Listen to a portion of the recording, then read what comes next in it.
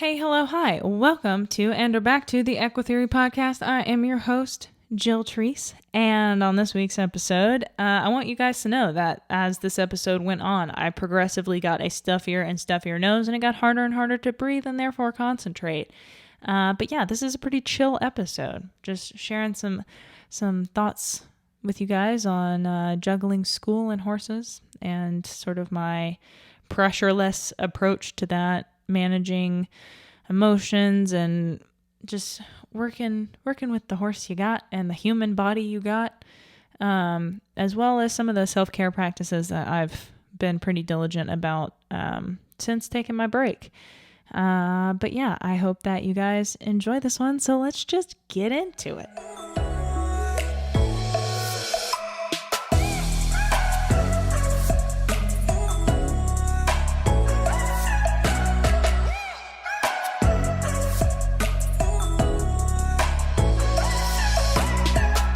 Alrighty, you guys, before we jump into this, I gotta do some ad reads. Some ad slots will be inserted here unless you're a premium feed subscriber, in which case you don't gotta listen to the ads. The ad-free episode is uploaded just for you. Be sure to check the link below for the premium feed subscription. For as little as $5 a month, you can become an EquiTheory subscriber, and you can ask me literally any question and I'll make you your very own podcast episode. How dope is that? And then only premium feed listeners can hear it. It's pretty great. Also, don't forget to join the EquiTheory Discord. You can click that link down below to connect with like-minded equestrians. And with that said, let's get into the episode. Wait, ad. Then the episode. Unless you're a premium feed listener, in which case you get to listen. Okay, let's go. All right, friends, we're going to jump into it. And this one might be a little bit of a messy one. I'll be completely honest with you because I am recording this episode at 4:30 in the afternoon. And I don't know if you've ever tried to record a podcast at 4:30 in the afternoon, but wowee. Especially when it's like 100 degrees outside. I spent the morning holding horses for the farrier / trimmer. He's really more of a trimmer for us now because I think we just have one horse that has shoes, glue-ons at the moment, but everybody else is barefoot. So I will forever brag on Azula's feet. She has the darn tootinest, toughenest hooves you ever did see.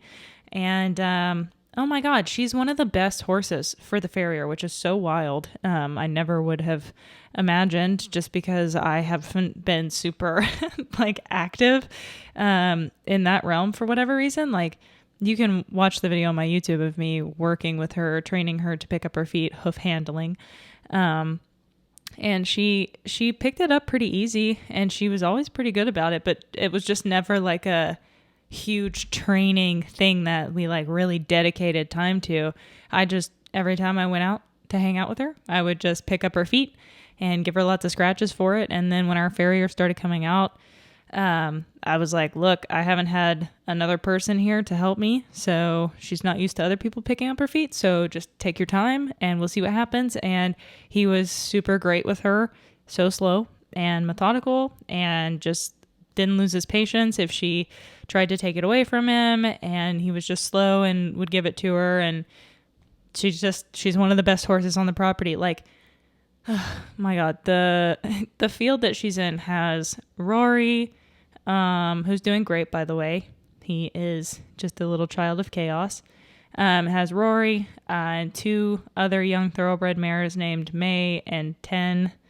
Her name's Tenzing, but we call her Ten.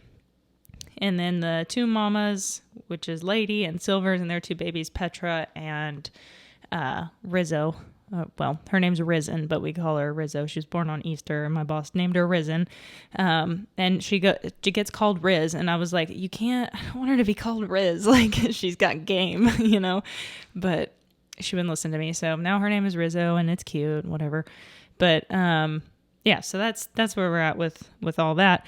But all the horses in her field are always all over her, like standing on top of us the whole time we're trying to do anything. And she's just so good. She just pins her ears at whoever needs to be pinned at. But she was so good. And some of the adult horses don't even stand that well. And I love little Rooster, and Zoe's always so good. But they're both doing pretty well, just hanging out, living life.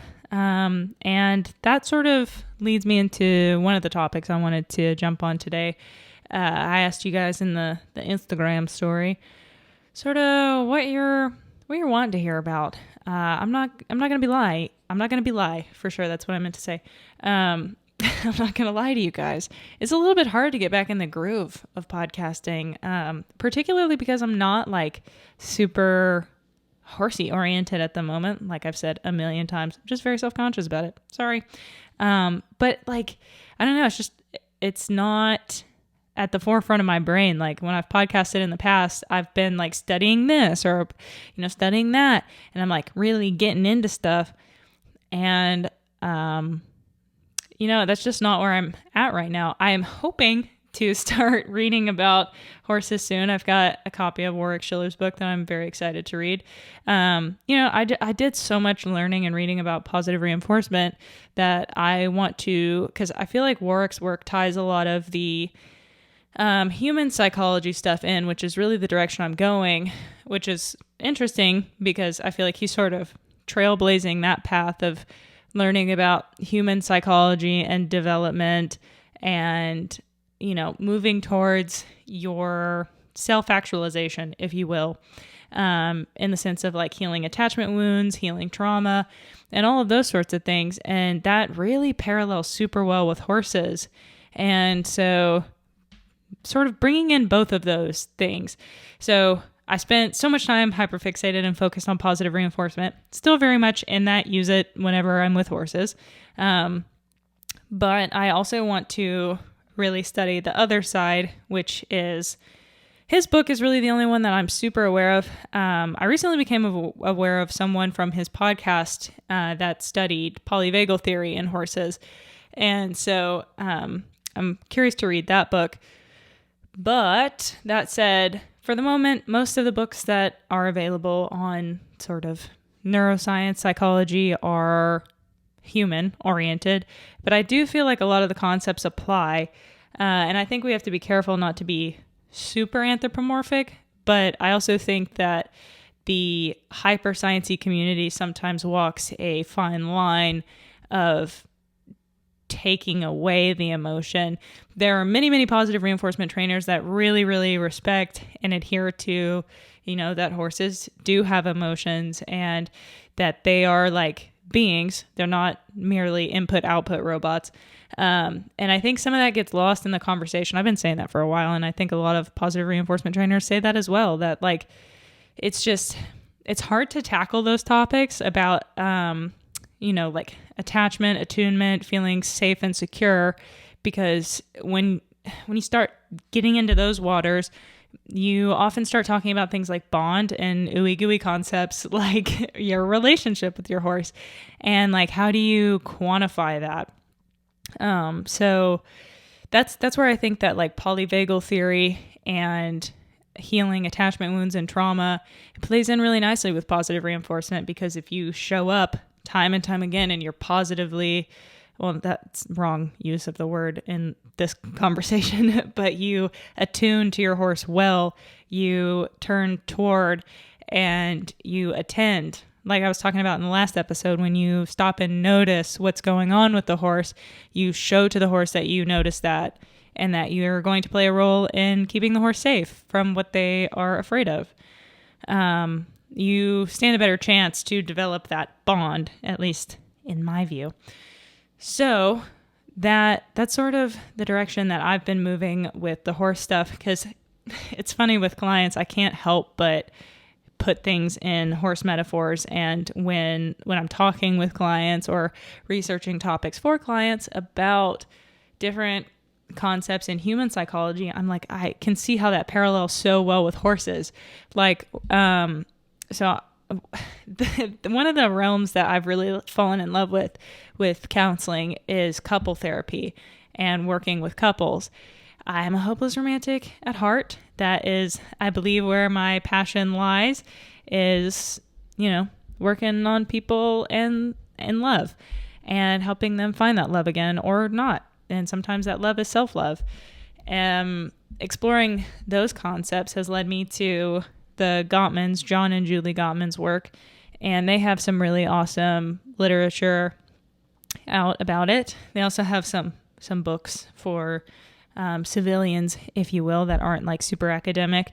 But I've studied their coursework, taken level 1 and level 2, and there's quite a big jump to level 3, which is sort of more the pre-certification one. And I'm not really there yet. It takes some time. You got to get some clinical hours, and also have to be pre-licensed. So just sort of taking a breather from that. But a lot of what I was reading in that, I was like, I wonder how we could draw parallels to my work with horses. So if that is a sort of deep dive that you'd be interested in, obviously horses and humans, it's not a romantic relationship like the Gottmans have focused on. But in their theory, the sound relationship house, the foundation is your love maps, which is your friendship, basically, how well you know the inner workings of each other's worlds. So that is a big part of your relationship with horses, right? To know what your horse likes, what they don't like, where they eat regularly, what scares them, what they really enjoy doing. So to be aware of all of that shows to the horse you're attuned to them, and attachment science attunement is that feeling like you're secure, like you have an attachment figure that that's dependable, that's reliable, that they see you. They understand when you're upset. They label it. If you're a small, sad child and you're crying, something has happened. You have a splinter in your finger, and your mom goes, ow, that really hurts, doesn't it? Let's take care of that. Let's get you feeling better. Let's remove the splinter. I'm sorry that happened. Demonstrating that compassion and that understanding of, ow, that hurt. That's attunement. I don't know why I'm so out of breath. I'm just sitting. Deep breath, relax the body. But yeah, so bringing that to the horses, I think, would be really interesting, and focusing on how do you grow that friendship, so to speak, in the sound relationship house. And one of the other things is the 4 horsemen of the apocalypse that the Gottmans talk about. So that's going to be your, what are they? Criticism, contempt, defensiveness, and stonewalling. And I think a lot of us could see that in our relationships with horses. And I don't know, I'm curious. There's this cool little feature on Spotify where you can ask a little Q&A below. So I'll ask you guys to answer that. If you're listening on Spotify, just let me know. What do you think? You think little Gottman deep dive is a good idea? No? Yes? But yeah, so that's been a big part of my study. So I don't want anyone listening to think that I've gone off the complete deep end with woo-woo, non-sciencey mumbo jumbo, but more of exploration into how some of the concepts that we've learned from science with humans might apply to horses. It might not. I could be wrong, and I may recant them in a month, but let me explore, okay? Don't fear. I'm not straying from the science. I will forever be a nerd, but how else do you learn more and expand your knowledge without exploring some maybe out of the box ideas? I don't know. Let me know what you think. But so like I said, been a little difficult to know what to talk about, to record about. So I asked you guys on my story what some of your wantings to hear about were, and I think it ties in well sort of with where I'm at, which was juggling school and horses. It's having a podcast that's horse-centric, and being in school, having an internship, and trying to also do the horses at the same time, not going so well. So I guess really the how do you juggle that has been taking the pressure off. Really, as lame as that sounds, that's really been the answer, is if I don't have it in my cup, in my energy store, to go out and train for an hour after work, frankly, it's just not happening right now. I got a boyfriend waiting for me at home that I want to hang out with, and we got Love Island to watch. And sometimes I just want to turn my brain off after talking to people all day. It's a great job. It's a wonderful and fulfilling job. But sometimes at the end of the day, it is nice to just relax and watch a dumb show. And just sit on the couch and pet the kitty cats. And when it feels nicer outside, when it's not blazing 100 degrees, I do go down to where Azula is and hang out with her, give her some pets and scratch her.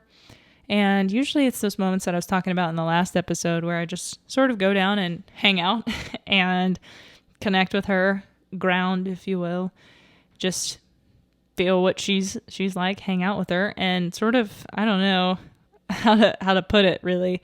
If I want to go the woo-woo-y route, I would say just have a little energy exchange. I check in with her, she checks in with me. Sometimes I flip a hay trough over and stand on it and scratch her and sit on her back a little bit.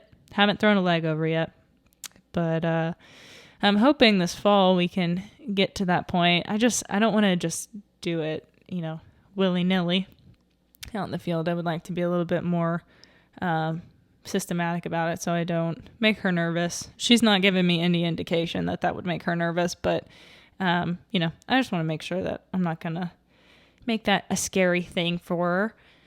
But it's just been nice to take the pressure off. And it's really been about practicing what I preach, right? So I have a client that comes in and they say, yo, look, I'm super stressed. And this is a hypothetical client, obviously. But they say, I'm super stressed and I don't know what to do. I have all of these things going on, these things that I love to do, but pressuring myself to do the things that I love to do is making me not love to do the things that I love to do.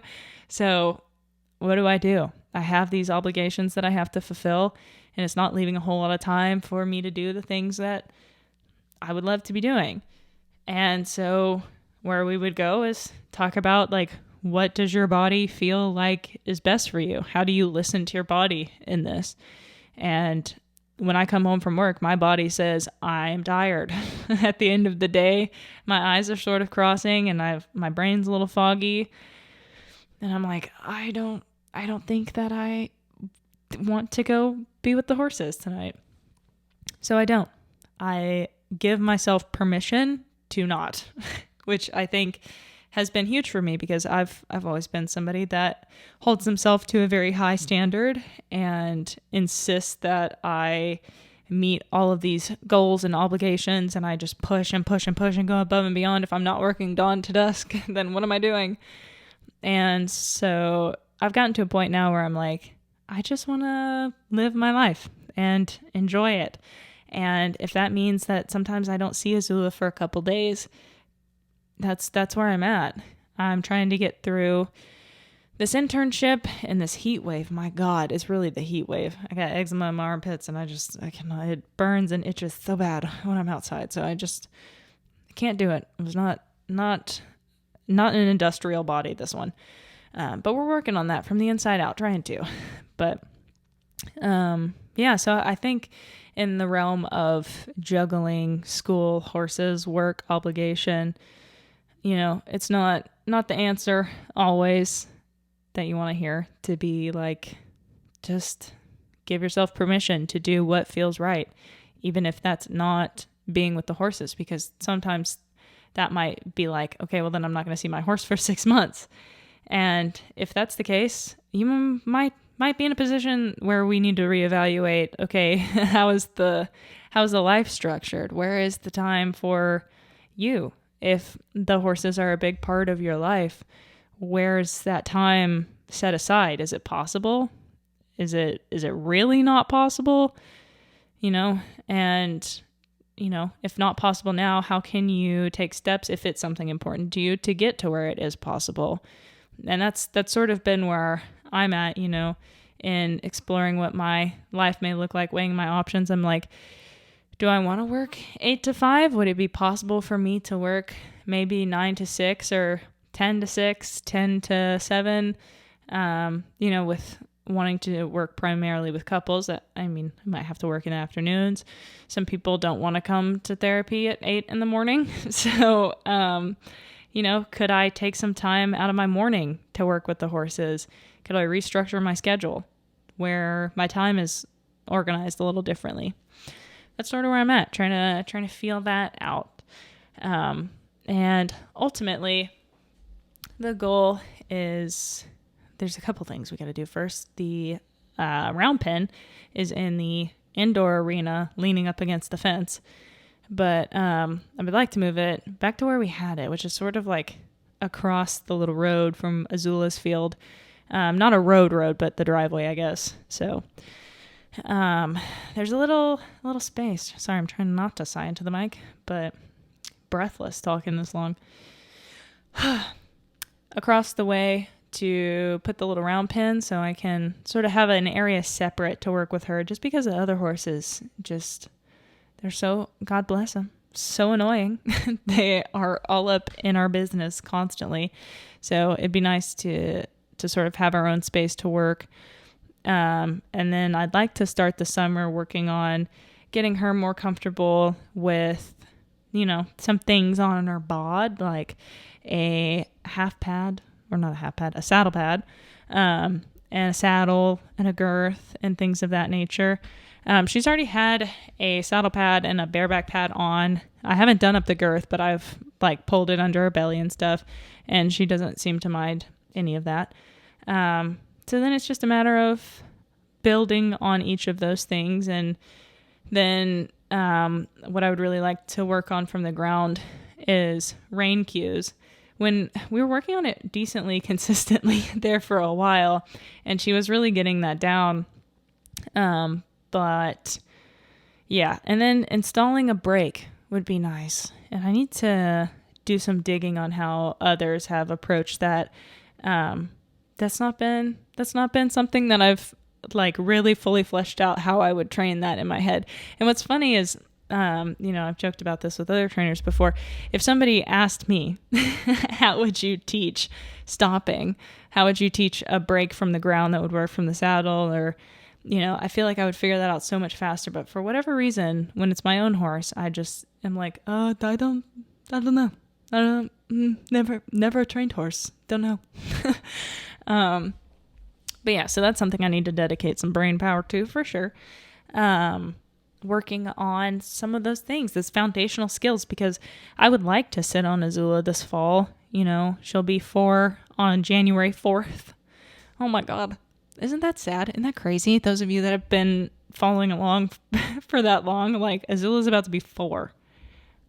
What? I mean, not really, because it's 5 months to January, but still 5 months shy of being 4 years old. Oh my God. We're getting old, folks. We're getting old. I'll be 25 this year. And next month, the end of next month, 25. God, where does the time go? Could be worse. That could be Sean. He's turning 30. I'm sorry to everyone that's 30. I like to tease him about it. And my time will come because, oh my God, I feel like I just turned 21 and just started this podcast doing all the things. And now here I am about to turn 25. About to have the big girl career, finally be done with school. I'm sure I'll always have myself in some sort of study. My next thing that I want to do is EMDR training. After reading about it in the Vanderkolk book, it seems like it's really promising, and I'd like to learn more about it. But wowee, the trainings are expensive, and the certification training process is a wee bit confusing in terms of you get trained first and then you have to certifications much further, much more, but they sound, I don't know. Anyway, you guys don't care about that. That's me rambly things. But yeah, so this is where we're at, y'all. We're just living, laughing, and loving. But I think the other thing that I wanted to talk about was sort of managing your emotions around horses. That was something that somebody else brought up, and overcoming your mistakes when you make them with your horses. And I thought that was an interesting topic because that's been something else that I've been reading about. In a lot of the Gottman training, there's been a lot of talk about self-soothing, how to know when you're physiologically aroused to a point that your brain isn't really online, so to speak. Your thinking, problem-solving brain. You can absolutely think when you're emotional, and you can't think logically without being emotional, which is a really interesting takeaway that I got from that course is, when your emotional sensors are deactivated in your brain, you cannot make logical decisions. So take that, anyone who has ever said to you in an argument, I'm just trying to be logical. You're being emotional. Take that. You're not being logical if you're not being emotional. Anyway, that there's no tang of bitterness in what I say. But yeah, so that's really cool. And so being around horses and having emotions and getting overwhelmed or feeling too much, some strategies on dealing with that. So you can take emotions a couple ways. I think it's easy to read managing emotions as managing negative emotions, but sometimes it can also be managing the excited, positive ones. So tackling the negative ones first might be nerves is a big one. So ideally, this would be in a space where you have the option to, sort of step away from whatever it is and focus yourself a little bit more. Or maybe it's not. Maybe you're attached to the horse and you're having a walk. Provided that the horse is relaxed, they can be great helps in grounding yourself, so to speak. So what I mean by that is getting back in your body. And what I mean by that is so when you get really, really worked up about something, sometimes what can happen is that you get very thinky in your brain and you have too many thoughts and they're racing. And then in your body, your heart rate speeds up, you start sweating, you start fumbling over your words, and it gets a little bit like, I don't know what's happening, too much. So what the first step to be in that situation would be to notice that it's happening, and then to begin to label it, what's happening. Oh, okay, I'm getting very, whether it's stimulated, I'm getting overwhelmed, I'm feeling a little nervous, I'm panicking, whatever it is. And then see if you can sort of just observe what happens in your body. What's going on? Okay, those things are still, those thoughts are racing, the body is moving. Oh my God. And I'm thinking about the thing again. Okay, redirect. What am I feeling in my body? Okay, my heart is racing. I feel tense in my shoulders. Okay, what happens if I take a really deep breath and then I exhale? What happens to my shoulders? Interesting. That tension dissipated a little bit, and keep focusing. Every time your thoughts start racing again, you can't have racing thoughts and direct back to your body. Now, this is provided that it's not I don't know, I guess maybe there are some levels of panic, in panic attacks where you're not able to redirect yourself back. This is for those moments where you're maybe nervous and a little shaky around your horse, and you're able to sort of have some reign over your thoughts. It's different for everybody. I would like to think that if you're having racing thoughts, it's something that you could still apply, but again, not psychological advice. So always best to consult your own therapist, counselor, because I'm not providing counseling services here. This is for entertainment and informational and thought-provoking services only. But yeah, so in those moments, to be able to redirect your focus back to what's happening in your body. And if you notice tension, to take that deep breath and really focus on the exhale and what happens make sure you're filling your lungs all the way and then deflating, and that your belly is moving in and out, and then focusing on those parts that are tense. And what happens to them? Do they relax? Does that tension subside? And then, it might be worth eyeballing your horse a little bit. When you notice that tension melting, what is the horse doing? I usually find that I get interrupted in my mindfulness process because I am suddenly surrounded by a few horses.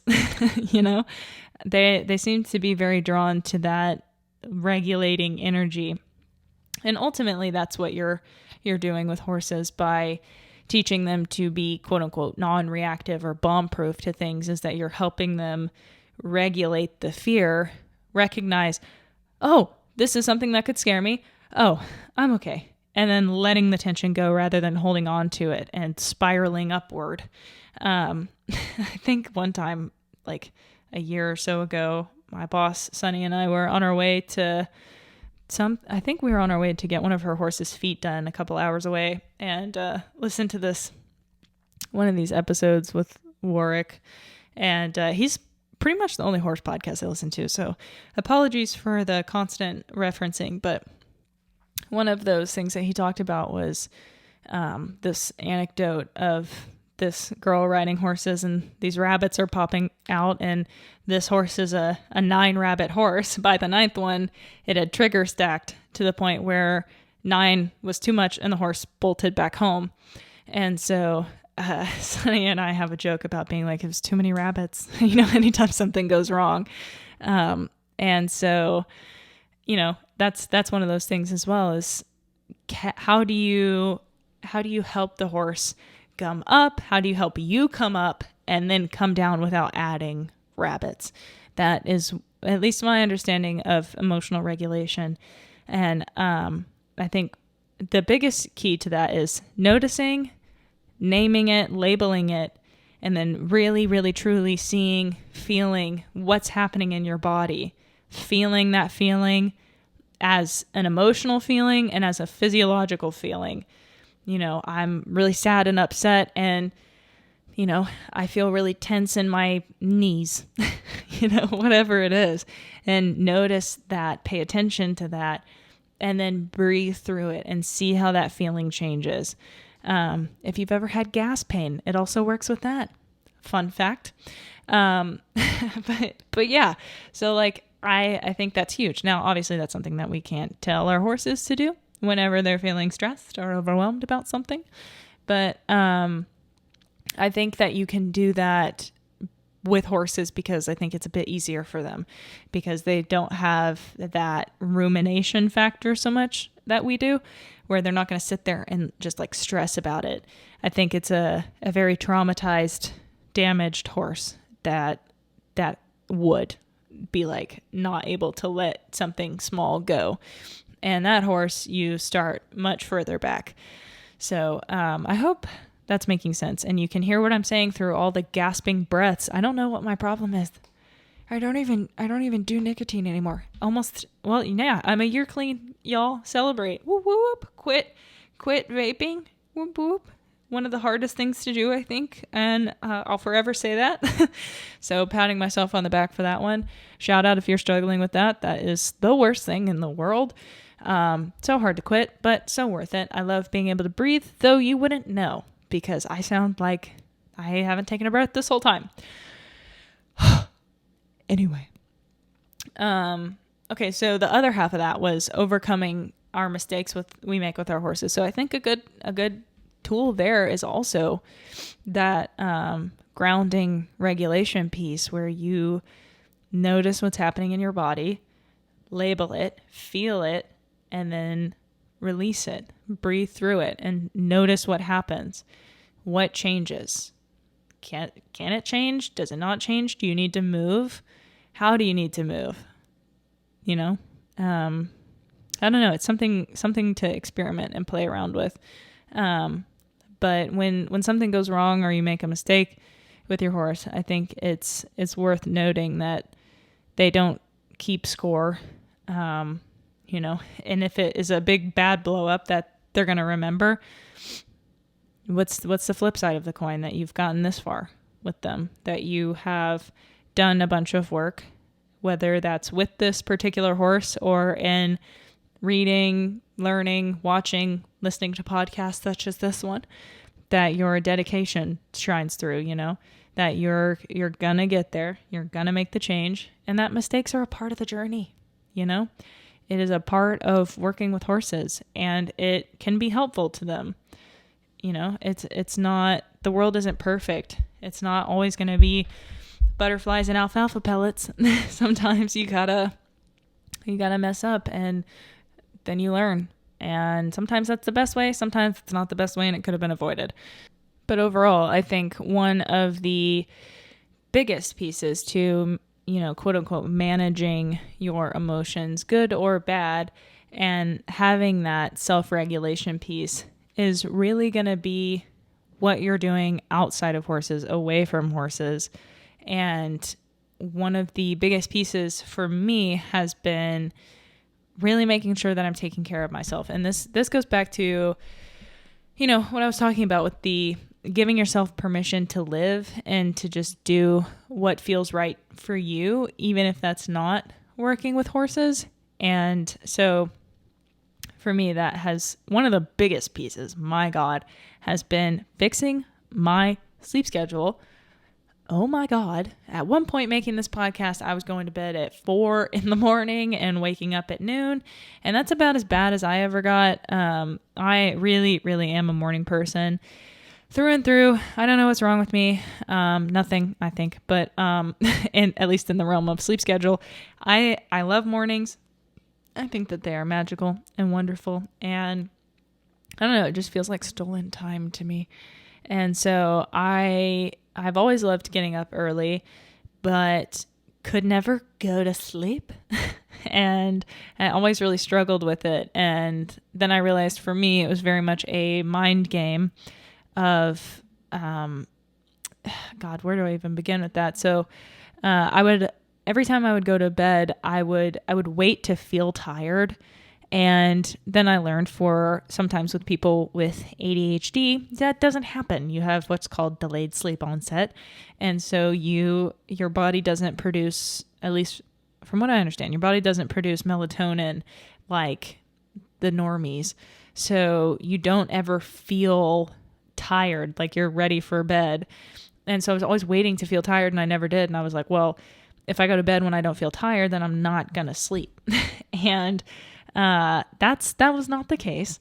The case was that I would not be tired, and then I would lay down and ruminate on every single thing that I had to do for the next week and or beyond. And I would think about all those things. I would plan all of those things, and I would be like, oh, okay, I need to remember to do that tomorrow. Oh yeah, I really need to do that tomorrow. And I'm just like listing all these things and trying to hang on to them. And that doesn't work. And then I started, I would get anxious about, I'm not going to remember these things. I just need to, if I repeat it enough, then I can. And then, so now I'm not relaxing. I'm not focusing on sleeping. I'm not allowing myself to sink. I'm staying and keeping myself awake. And so it resulted in this vicious cycle where, I'm waiting to feel sleepy to go to sleep. And that sleepy feeling was like complete exhaustion, not I'm tired and ready for bed. It was just total exhaustion, at which point I would then go to bed, ruminate about all these things, rehearse what I needed to do the next day, stress and agonize about conversations I had, and then eventually fall asleep and then wake up so exhausted and tired. And so what I did to fix that, and I'm sure I've talked about this on the podcast before, but one of the biggest things was, and I will preface by saying that I've since stopped doing this because I got better about the mental practice of it, that I don't really struggle with this so much anymore. Part of it was just having too much on my plate in the first place. But so I would, before I go to bed, get out a planner, a notepad, whatever it is, and write down everything I could think of that I possibly had to do. Just write it all down on paper. Just wrote it out. Every single thing out of my brain. So that when I went to bed, I wasn't allowed to think about any of those things. And it was to the point where I couldn't think about the horses when I was trying to fall asleep because the horses got me too excited. It would raise my heart rate. I would think about oh, I need to do this. And then I'm planning again. And so those topics were all off limits. We're not allowed to do that. So it got to where I'm like, okay, I have to think about like petting my cat or like telling myself a story about being in a field with flowers, or I don't know, just whatever. I'm not allowed to think about the things I have to do. If I've had a new thought and I'm worried that I'm going to lose it, then I can just grab the piece of paper, write it down, and then it's out of my brain. I don't have to worry about it. And I can reassure myself, I will deal with it tomorrow. I'm not going to forget. It's on the list. I don't need to ruminate. I don't need to think. I'm sleeping now. And just setting that boundary for myself that this is my time to rest. I don't need to think about all the things that I need to do. My life is not merely output. So I'm going to sleep now. That helped immensely by just setting that rule, or not allowed to think about it, sleep. Wonderful. So, that was a big piece of it. The other piece was not waiting until I was tired to go to bed. So instead, what I did was I just picked a time and I would put myself to bed and no phone. I can read a book. And I was like, okay, cool. I'll just read a book at like 10 o'clock until I fall asleep, which is normally around 1 or 2. And I'll just read until then. That's not what happened. I got very tired and then I fell asleep. So by just changing those few habits, it started getting better, but it was like I couldn't stop the train.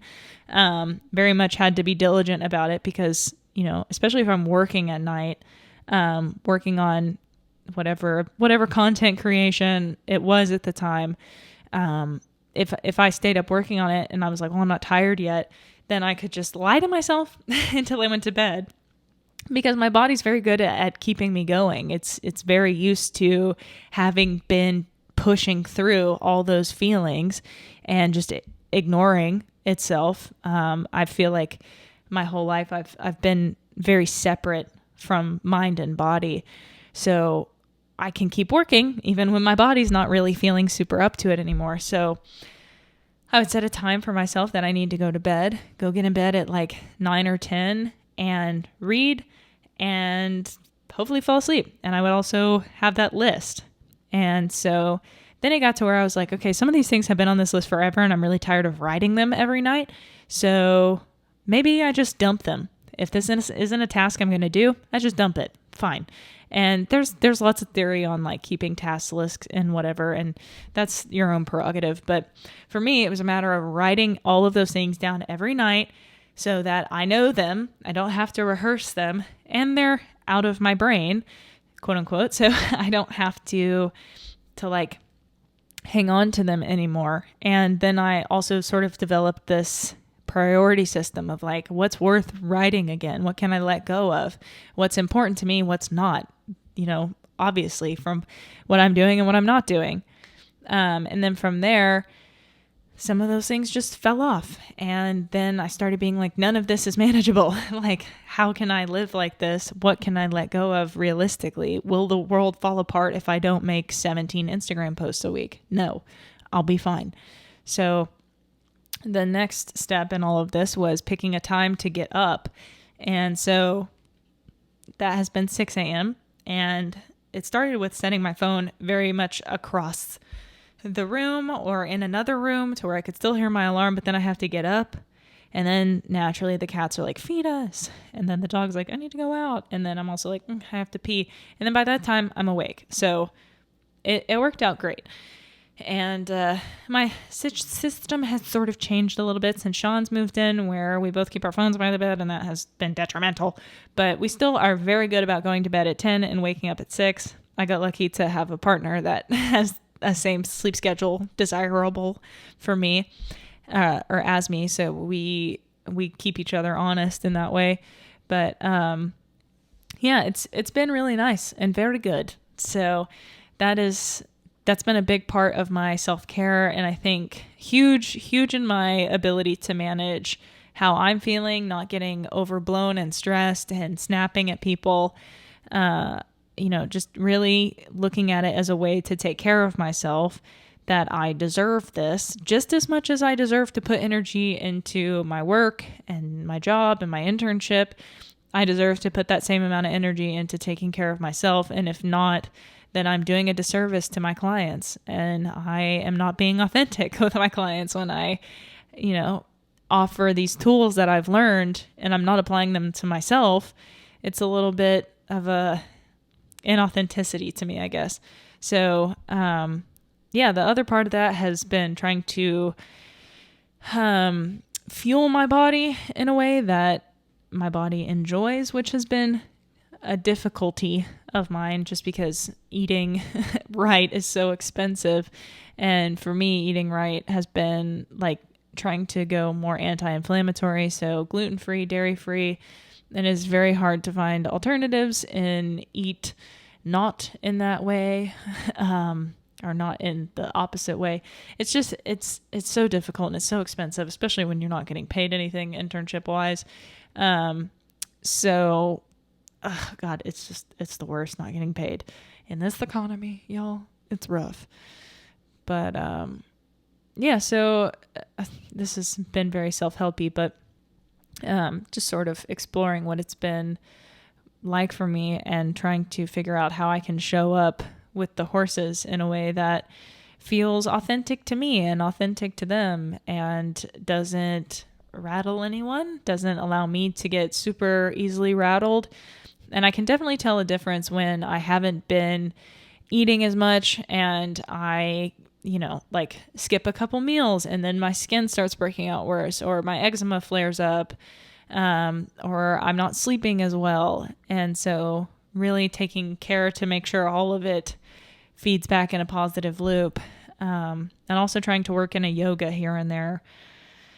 I wish I was more on top of the yoga. For whatever reason, I haven't felt like super drawn to it lately. I'm waiting to read the chapter of the Vanderkolk book that covers yoga. I'm not waiting to read it. It's just the next chapter, but I'm hoping that it will inspire me to get back into it because of the positive benefits of it. And if you're interested in that, I can share that with you guys. But I don't know, man. I think I'm running on low steam here, and it feels like I've said what I needed to say today. So if you have thoughts on what you'd like to hear next on the podcast, don't hesitate to let me know. I will ask again on the story, or feel free to comment on the most recent post. But with that said, thank you guys for listening to the ramblings. I hope this podcast brought something to your life, a little entertainment, hopefully. And I'm hoping that I'll have some stories coming up here soon. Once it cools off a little bit more, I'm really excited to start working with Azula more regularly. But yeah, I look forward to next week's episode, and I hope that you guys enjoy. I'll catch you in the next one.